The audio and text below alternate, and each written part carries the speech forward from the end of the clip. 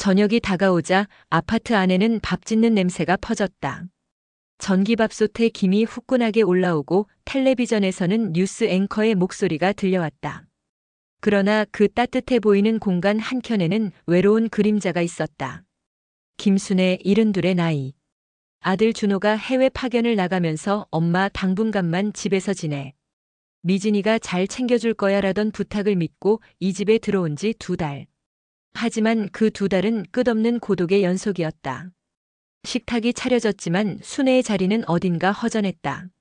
며느리 박미진은 반찬을 놓으며 흘기 순애를 보더니 일부러 젓가락을 빼놓았다. 어머니, 아까 낮에 국 드셨다면서요? 배 안 고프시죠? 억지 미소가 얼굴에 걸렸지만 속내는 뻔히 보였다. 손자 민호가 눈치를 보며 말했다. 엄마, 할머니도 같이 먹으면 안 돼? 하지만 미진은 아이를 향해 날카로운 눈빛을 보냈다. 민호, 말대꾸하지 마. 숙제부터 해. 순간 공기마저 얼어붙었다. 밥상 위에 김이 피어올랐지만 순애의 앞은 차갑게 비어 있었다. 순애는 조용히 물컵을 쥐며 속으로만 삼켰다. 이 집에서 자신이 필요 없는 존재가 되어버렸음을 느끼는 순간이었다. 불과 몇 달 전만 해도 아들은 엄마가 우리랑 같이 살면 외롭지 않을 거야라 했는데 현실은 정반대였다. 미지는 설거지를 하며 휴대폰을 붙들고 통화했다. 응, 나 힘들지. 그래도 좀만 버티면 집 문제 해결될 것 같아. 시어머니 혼자 살던 집이 있다잖아. 잘만 하면 전세금 마련 가능하지. 날카로운 말이 공기를 갈랐다. 순애는 두 손을 꼭 움켜쥐었다. 며느리의 눈에 자신은 함께 사는 가족이 아니라 단지 재산을 가진 대상일 뿐임을 그제야 실감했다. 그날 밤 방에 들어온 순애는 스탠드를 켜고 앉았다. 창문 밖으로는 도시 불빛이 반짝거렸고 복도에서는 TV 소리와 웃음소리가 어렴풋이 흘러나왔다. 그러나 그 속에서 그녀는 철저히 고립돼 있었다. 내가 왜 여기 와서 이런 취급을 받아야 하지 혼잣말이 새어나왔다. 평생을 자식 위해 희생했고 남편이 떠난 뒤에도 홀로 버텨왔는데 마지막에 기대고 싶던 집은 오히려 자신을 지우고 있었다. 벽에 비친 자신의 그림자가 길게 늘어져 있었다. 마치 투명인간처럼 누구의 시선에도 닿지 않는 듯 희미했다. 눈을 감아도 잠들 수 없었다. 들려오는 건 미진의 차가운 목소리, 무심한 발걸음, 닫히는 문소리뿐. 새벽이 밝아오자 그녀는 다시금 실감했다. 이 집에서 자신은 더 이상 어머니도 가족도 아닌 그저 유령 같은 존재라는 사실을. 다음 날 오후 창밖에는 부슬비가 내리고 있었다. 빗방울이 유리창을 톡톡 두드리며 방 안의 정막을 더욱 선명하게 만들었다. 순애는 혼자 방에 앉아 창문을 바라보다가 작은 한숨을 내쉬었다. 그때 민호가 책가방을 내려놓고 조심스레 문을 열고 들어왔다. 할머니, 저 숙제해야 하는데. 아빠 어릴 적 사진 좀 보여주실래요? 아이의 목소리는 호기심과 애정이 섞여 있었다. 순애는 순간 가슴이 따뜻해졌다. 서랍에서 낡은 앨범을 꺼내 거실 테이블 위에 펼쳤다. 오래된 사진 속에는 어린 준호의 모습이 있었다. 넥타이를 맨 채 굳어있는 얼굴에 민호는 깔깔 웃으며 말했다. 아빠가 이렇게 꼬마였어요? 귀여워. 웃음소리에 방 안의 공기가 잠시나마 밝아졌다. 하지만 그 순간 방문이 벌컥 열리며 박미진의 목소리가 날카롭게 울렸다. 어머니, 이걸 왜 꺼내셨어요? 거실이 지저분해졌잖아요. 당장 치우세요. 아이의 웃음이 얼어붙었고 순애의 손이 멈췄다. 민호가 작은 목소리로 말했다. 엄마, 숙제 때문에 필요한 거예요. 그러나 미진은 단호했다. 민호, 말대꾸하지 마. 어서 학원 갈 준비해. 아이의 어깨가 축 처졌다. 그 순간 순애는 가슴이 찢어지는 듯 했다. 저녁 무렵 민호는 학원을 다녀와 몰래 작은 과자 봉지를 꺼내왔다. 할머니, 이거 같이 먹어요. 엄마한테는 비밀이에요. 아이의 눈동자는 반짝이며 기대와 애정을 드러냈다. 순애는 억지로 미소를 지었지만 눈가가 뜨겁게 젖어갔다. 두 사람은 속삭이며 과자를 나눠 먹었다. 바삭거리는 소리가 마치 작은 축제 같았다. 그러나 오래가지 않았다. 현관 비밀번호 소리와 함께 미진이 들어왔다. 그녀는 코트를 벗으며 테이블 위를 힐끗 보고 눈살을 찌푸렸다. 민호, 간식은 시간 정해놨잖아. 그리고 어머니, 낮에 뭐 하셨어요? 설거지도 덜 됐네요. 목소리 속에는 짜증과 냉소가 섞여 있었다. 민호는 움찔하며 할머니 쪽을 보았다. 순애는 아이를 곤란하게 만들고 싶지 않아 묵묵히 일어나 싱크대로 향했다. 차가운 물줄기가 손등을 세차게 때리며 시린 감각이 몰려왔다. 밤이 깊어 모두가 잠든 듯한 시각, 문이 살짝 열리며 작은 발소리가 다가왔다. 민호였다. 아이는 두 손으로 소중히 감싼 장난감을 꺼내 할머니의 손에 꼭 쥐어주었다. 할머니, 이건 제 보물이에요. 행운을 가져다 주는 거니까 꼭 갖고 계세요. 떨리는 목소리와 진심 어린 눈빛에 순애의 눈가가 촉촉해졌다. 아이가 내민 것은 색이 바랜 작은 병정 인형이었다. 손때가 묻은 장난감이지만 그 무엇보다 귀하게 느껴졌다. 순애는 아이의 손을 꼭 잡으며 속삭였다. 고맙다, 우리 민호. 내가 있어서 내가 버틴다. 아이는 수줍게 웃었지만 눈동자는 반짝였다. 그러나 그 순간 문틈 사이로 그림자가 스며들었다. 미진이었다. 둘이 뭐해요? 싸늘한 목소리가 방 안의 공기를 갈랐다. 민호는 깜짝 놀라 몸을 움츠렸지만 오히려 할머니 손을 더 세게 쥐었다. 그 작은 손에 담긴 용기가 순애의 마음속 깊은 곳까지 파고들었다. 그녀는 그제야 결심했다. 적어도 손주 앞에서만큼은 결코 투명인간으로 살지 않겠다. 내가 아직 살아있다는 걸 보여주겠다. 하지만 동시에 알았다. 며느리와의 갈등은 이제 시작일 뿐이라는 사실을. 아이의 눈물, 그 눈물은 앞으로 다가올 폭풍의 전조였다. 며칠 뒤 오후 창문 너머로 햇살이 가득 쏟아져 들어왔지만 집안 공기는 묘하게 눅눅했다. 순애는 거실에서 빨래를 개고 있었고 미지는 베란다에 서서 휴대폰을 귀에 댄 채 작은 목소리로 통화 중이었다. 처음엔 흘려들으려 했으나 귀에 꽂히는 몇 마디는 순애의 심장을 서늘하게 만들었다. 응, 그 도장만 있으면 돼. 시어머니 인감도장, 글쎄 잘만 달래면 빌릴 수 있다니까. 잔소리 심한 척하지만 결국 고마운 줄 알지. 그 말이 순식간에 비수처럼 꽂혔다. 단순한 무시가 아니었다. 며느리의 속내에는 분명 재산을 빼앗으려는 계산이 숨어 있었다. 순애는 손끝이 떨려 빨래를 개던 손수건을 바닥에 떨어뜨렸다. 심장이 쿵쿵 뛰었지만 얼굴은 애써 무표정하게 유지했다. 그래서 날 집에 들인 건가? 가족이라서가 아니라 돈 때문이었나? 머릿속이 어지러웠다. 밤이 되자 그녀는 휴대폰을 꺼내 녹음 앱을 열었다. 떨리는 손가락이 버튼 위에서 망설이다가 결국 꾹 눌렀다. 빨간 불빛이 켜지자 방 안 공기가 달라졌다. 다음 날 아침 일부러 거실에서 재정 이야기를 꺼내보았다. 내가 혼자 살 때 조금 모아둔 게 있긴 한데 그러자 미진의 눈이 번쩍였다. 어머니, 그거 그냥 두면 손해예요. 요즘은 부동산이 답이에요. 제가 잘 알아봐 드릴게요. 말끝은 달콤했지만 눈빛은 탐욕으로 번뜩였다. 순애는 억지로 미소를 지으며 짧게 대답했다. 나중에 얘기하자. 동시에 손가락은 녹음 버튼을 다시 눌렀다. 저녁 무렵 민호가 숙제를 하며 헤드셋을 쓴 사이 미진의 전화통화가 또렷이 들려왔다. 전세 계약서만 넣어두면 어머니도 빼도 박도 못해. 남편이 돌아와도 기정사실이지. 그 순간 순애의 등골이 오싹했다. 그녀는 서랍 속 도장을 떠올렸다. 남편이 살아있을 때부터 지켜온 자신의 이름이 새겨진 작은 붉은 도장. 그것이 지금 며느리의 소나귀에 들어갈 위기에 처해 있었다. 순애는 혼잣말처럼 중얼거렸다. 내가 가만히 있으면 안 되겠구나. 평생 참는 데 익숙했지만 이번만큼은 다를 수밖에 없었다. 그녀는 조용히 종이에 적었다. 증거 확보, 도장 관리, 변호사 상담.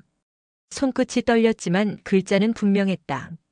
작은 방에 켜진 스탠드 불빛이 그녀의 얼굴을 했는데 그 눈빛은 어제와는 달랐다. 더 이상 투명인간이 아닌 지켜야 할 것을 깨달은 한 사람의 눈빛이었다. 그날 밤 녹음 파일 목록에는 빨간 점이 하나 더 늘었다. 그 점 하나하나가 순애의 두려움을 조금씩 지워내고 있었다. 이제 며느리의 본색은 똑똑히 드러났다. 남은 것은 그것을 어떻게 맞설 것인가였다. 창문 너머 밤하늘에 희미하게 걸린 달빛은 마치 그녀의 결심을 지켜보듯 흐릿하게 빛나고 있었다. 며칠이 지난 오후 순애는 마음이 답답해 경로당을 찾았다. 좁은 방 안에는 라디오에서 흘러나오는 트로트가 희미하게 울리고 바둑판 앞에 앉은 노인들의 돌소리가 규칙적으로 튀어올랐다. 그 사이로 오랜 벗 이정희가 다가와 의자를 끌어앉았다. 야, 너 얼굴이 왜 이렇게 상했어? 반쪽이 다 됐네. 정희의 눈빛에는 오래된 친구만이 알아챌 수 있는 걱정이 담겨 있었다. 순애는 한참 망설이다 결국 휴대폰을 꺼내 보여주었다. 화면에 떠있는 녹음 파일 목록과 미진의 목소리가 방 안에 흘러나왔다. 도장만 있으면 돼. 전세 계약서만 넣어두면 어머니도 빼도 박도 못해. 짧은 구절이 끝나자 정희는 얼굴을 찌푸리며 탄식을 내뱉었다. 세상에, 이건 그냥 시집살이가 아니라 노린 거네. 재산을 가로채려는 속셈이 뻔하잖아. 순애는 손을 떨며 말했다. 나 어떻게 해야 할까? 아들한테 말할까 했는데 괜히 가정만 깨질까 두려워. 정희는 단호한 목소리로 대답했다. 내가 먼저 내 걸 지켜야지. 집, 통장, 도장. 전부 내 손으로 꼭 붙들어. 그게 내 삶이고 내 자리야. 그리고 증거는 100번 1000번이라도 복사해도. 요즘은 클라우드니 USB니 많잖아. 한 군데만 두면 안 돼. 그러면서 지갑에서 작은 명함을 꺼내 건넸다. 여기 법률 상담해주는 변호사야. 노인복지관에서도 연결해줬다더라. 상담이라도 받아. 미루다간 당해. 순애는 명함을 가방에 넣으며 가슴이 두근거렸다. 그 순간 그녀의 눈앞에 남편이 떠올랐다. 오래전 병실에서 손을 잡고 여보, 이 집은 당신 몫이야.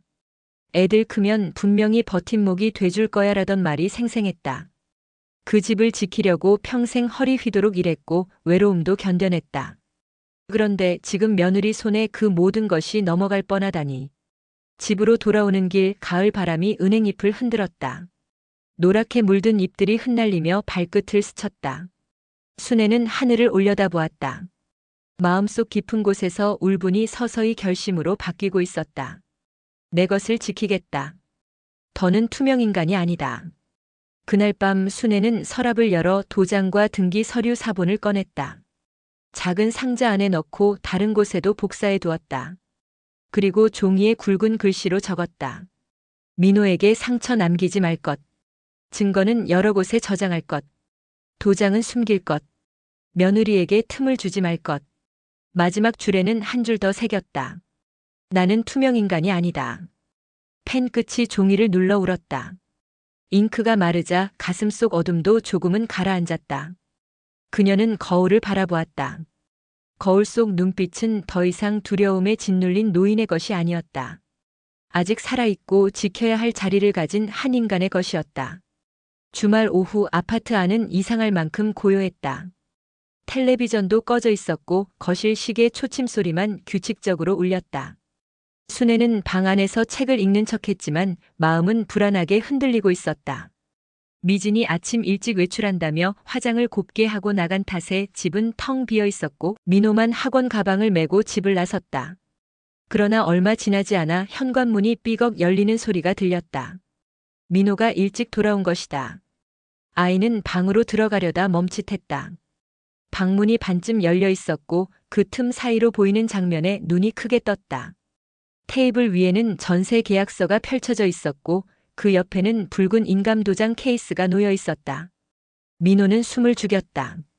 서랍 속에서 할머니가 보여주었던 도장과 똑같았다. 아이의 손이 떨리기 시작했다. 순간 휴대폰이 울렸고 화면에 엄마라는 이름이 떴다. 메시지에는 짧게 적혀 있었다. 민호야, 엄마 방에 들어오지 마. 알겠지? 아이는 겁에 질렸지만 곧 주머니에서 휴대폰을 꺼내 사진을 찍었다. 손이 덜덜 떨렸지만 도장의 각인과 계약서의 글자가 또렷하게 화면에 담겼다. 민호는 곧장 할머니 방으로 달려가 속삭였다. 할머니, 큰일 났어요. 엄마 방에 도장이랑 이상한 종이가 있어요. 순애는 아이의 눈빛에서 진실을 읽었다. 아이가 보여준 사진 속에는 자신의 이름 김순애가 선명히 찍혀 있었다. 그녀는 숨이 막히는 듯 했지만 동시에 알았다. 이제 더는 물러설 수 없음을. 민호야, 이건 아주 중요한 증거야. 혹시라도 내 엄마가 물어보면 절대 말하면 안 된다. 아이는 두려워하면서도 고개를 끄덕였다. 그날 저녁 미진이 돌아왔다. 코트에서 향수 냄새가 흘러나왔고 손에는 쇼핑백이 들려 있었다. 그러나 순애는 부엌에서 기다리고 있었다. 조용히 물을 데우던 그녀는 차분한 목소리로 말했다. 우리 얘기 좀 합시다. 미진은 순간 당황했지만 곧 태연한 표정을 지었다. 무슨 얘기를요? 순애는 테이블 위에 휴대폰을 올려놓았다. 화면에는 사진과 녹음 파일 목록이 빛나고 있었다. 이게 뭐죠? 짧은 침묵 뒤 미진의 눈빛이 번쩍였다. 어머니, 남의 방 뒤지셨어요? 그건 프라이버시 침해야. 목소리가 차갑게 가라앉았다. 그러나 순애는 물러서지 않았다. 그건 내 도장이에요. 내 이름이에요. 왜 당신 방에 있는 거죠? 정적이 흐르며 공기가 무겁게 가라앉았다. 멀리서 냉장고가 웅 하고 돌아가는 소리조차 날카롭게 들렸다.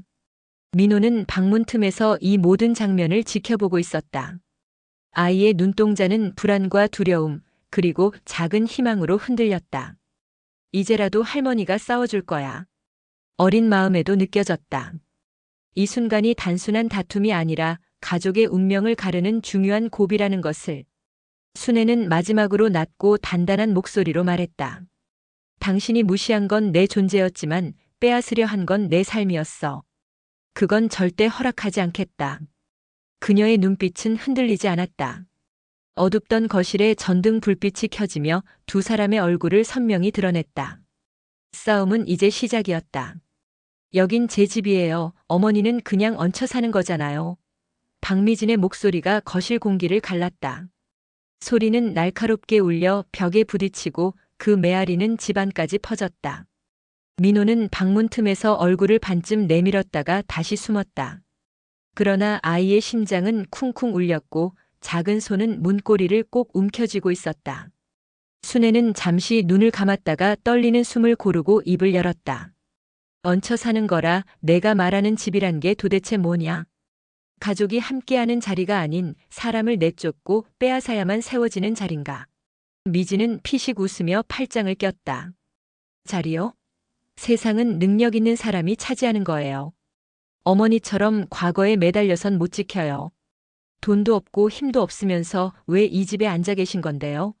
말끝은 가시로 덮여 있었고 눈빛은 싸늘했다. 순간 순애의 가슴속 깊은 곳에서 오래 묵혀둔 기억이 깨어났다. 남편이 병상에서 손을 잡으며 여보, 이 집만은 지켜.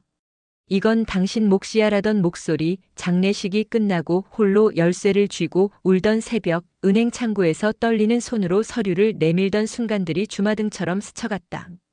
나는 내 자리를 돈으로 산 적이 없어. 내 삶을 버텨낸 세월이 이 집을 지켜왔지. 너처럼 남의 것을 훔쳐 차지하려 한 적은 단 한 번도 없다.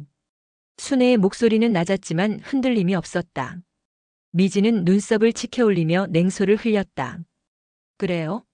그렇다면 이제 깔끔하게 비워주세요. 친정집으로 가시든지 요양원으로 가시든지. 여기서 계속 민호까지 꼬드기면 곤란하거든요. 순간 거실 탁자 위에 놓인 휴대폰이 빛을 발했다. 화면에는 작은 빨간 점이 깜빡이고 있었다. 녹음 아이콘. 미진의 표정이 굳어졌다. 뭐예요? 지금 녹음하는 거예요? 순애는 조용히 휴대폰을 들어 올렸다. 내 말, 내 계약서, 내 도장. 모두 기록해뒀다. 이제 내가 나를 투명인간 취급하던 시절은 끝났어. 그녀의 목소리는 단단했고 눈빛은 흔들리지 않았다. 정적이 흐르던 순간 멀리서 엘리베이터가 멈추는 소리가 들렸다. 띵 하는 소리와 함께 발자국이 다가왔다. 곧 현관 비밀번호가 눌리고 삑삑 전자음이 이어졌다. 문이 열리며 이준호가 서 있었다. 출장 가방을 든 채 지친 얼굴로 현관에 들어섰지만 눈앞의 팽팽한 분위기에 그대로 얼어붙었다. 테이블 위 계약서, 붉은 도장 케이스, 서로를 노려보는 아내와 어머니. 무슨 일이야? 준호의 목소리는 낮았지만 날카로운 긴장감이 섞여 있었다. 순간 거실의 공기는 폭풍 직전처럼 팽팽했다. 누구도 먼저 입을 열지 않았고 시계 초침 소리만 더욱 크게 울려 퍼졌다. 민호는 문틈에서 아빠의 얼굴을 보며 안도의 눈물을 글썽였다. 이제 드디어 진실이 드러날 순간이 오고 있었다. 현관에 들어선 이준호는 잠시 신발조차 벗지 못한 채 멈춰섰다. 거실에 흐르는 공기가 비정상적으로 무거웠다. 탁자 위에는 낯선 서류 뭉치와 붉은 도장 케이스가 널브러져 있었고 아내와 어머니가 서로를 노려보는 모습이 마치 전쟁터 한가운데 같았다. 무슨 일이야? 준호의 목소리는 피곤함을 누르려 애썼지만 의심과 경계가 서려 있었다. 미진이 가장 먼저 움직였다. 재빨리 웃음을 지으며 서류를 감추려 했지만 이미 늦었다. 여보, 오해야. 어머니가 괜히 의심하셔서 그래. 미진의 목소리는 달콤했지만 지나치게 부자연스러웠다. 그러나 순애는 더는 물러서지 않았다. 그녀는 손에 쥔 휴대폰을 들어 재생 버튼을 눌렀다. 순간 방 안에 낯선 목소리가 흘러나왔다. 도장만 있으면 돼. 전세 계약서만 넣어두면 어머니도 빼도 박도 못해. 또렷한 증거였다. 준호의 눈빛이 순식간에 흔들렸다. 미진, 이게 뭐야? 짧은 침묵 후 미진은 갑자기 목소리를 높였다. 당신은 해외에서 편했잖아. 내가 여기서 혼자 얼마나 힘들었는지 알아? 집값은 천정부지로 오르고 어머니까지 모셔야 하고 나도 살 길을 찾아야 했어.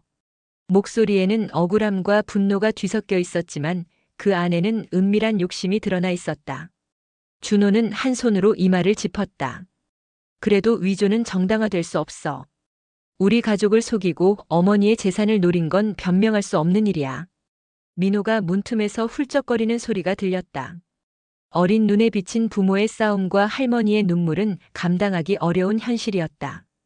아이의 작은 흐느낌이 거실을 울리자 순애는 손주를 지키고 싶은 마음에 가슴이 미어졌다. 그녀는 조용히 아들을 바라보며 낮게 말했다. 준호야, 내가 참으려 했어. 내 가정이 깨질까 두려웠거든. 하지만 며느리가 내 삶을 송두리째 빼앗으려 한 순간 난 더 이상 참을 수 없었어. 준호는 눈을 감았다가 깊은 한숨을 내쉬었다.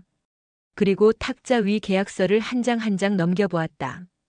도장에 각인, 필체, 날짜까지 모두 꼼꼼히 살피는 그의 손이 점점 떨리기 시작했다.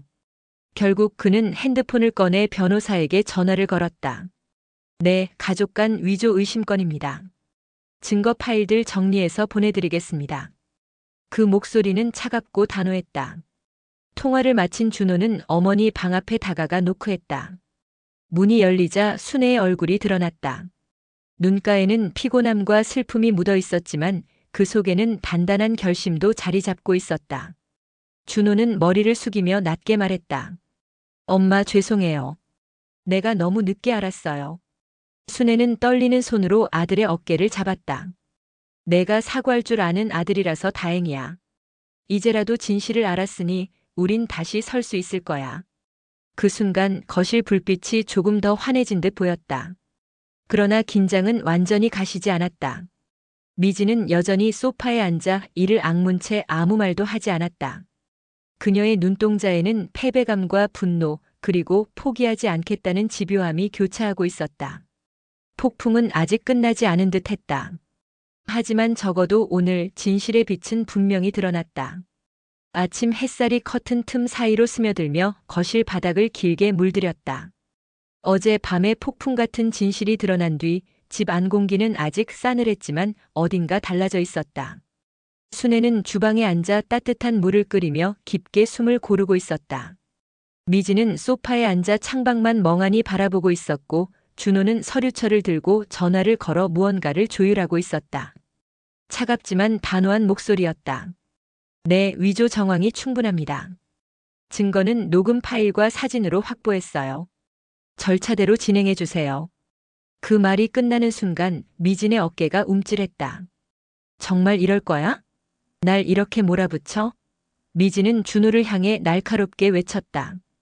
그러나 준호의 대답은 단호했다. 내가 한 행동은 변명할 수 없어. 이건 가족의 문제를 넘어선 범죄야. 당분간 별거하면서 법적 절차를 밟을 거야.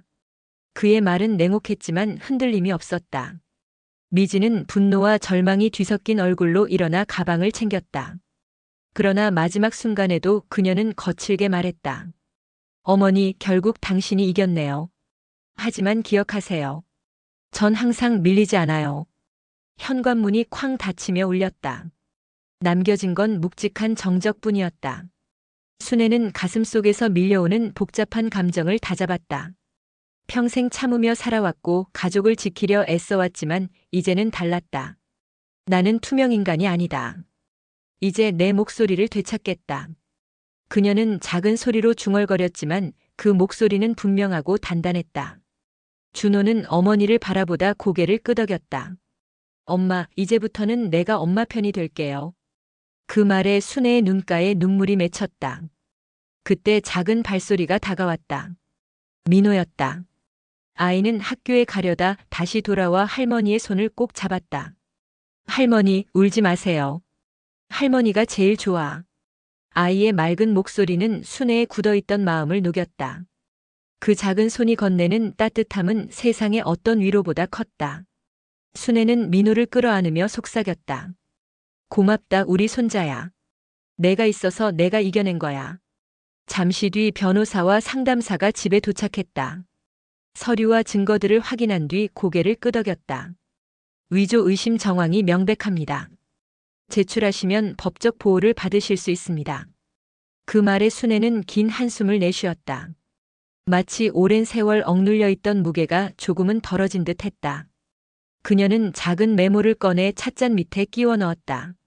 거기에는 굵은 글씨로 적혀 있었다. 나는 투명 인간이 아니다. 오후가 되자 거실 창문으로 따스한 빛이 흘러들었다.